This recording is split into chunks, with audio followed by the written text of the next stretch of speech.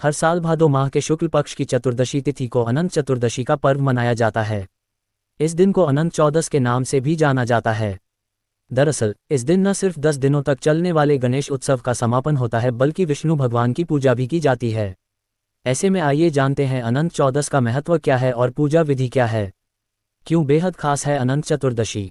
अनंत चतुर्दशी की खासियत के पीछे एक रोचक कहानी है।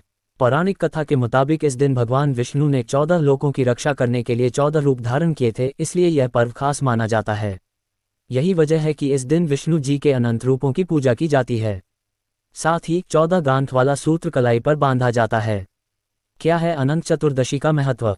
हिंदू धर्म में अनंत चतुर्दशी को बहुत ही महत्वपूर्ण माना जाता है। इस दिन पूजा पाठ के साथ ही व्रत रखने का विधान भी है। ये व्रत भगवान विष्णु को समर्पित होता है।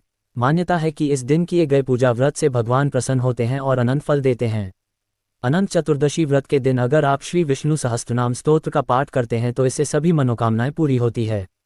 साथ ही यह व्रत धन संपत्ति, सुख संपदा और संतान की कामना के लिए भी किया जाता है। क्या है अनंत चतुर्दशी का महत्व। हिंदू धर्म में अनंत चतुर्दशी को बहुत ही महत्वपूर्ण माना जाता है। इस दिन पूजा पाठ के साथ ही व्रत रखने का विधान भी है। ये व्रत भगवान विष्णु को समर्पित होता है।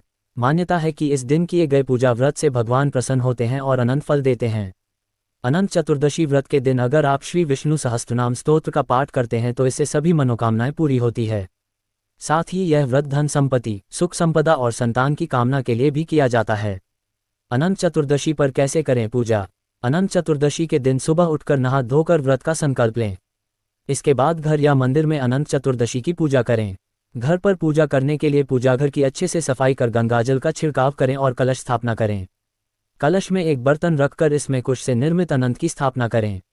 अगर कुश से अनंत बनाना संभव न हो तो आप भगवान विष्णु की तस्वीर भी रख सकते हैं।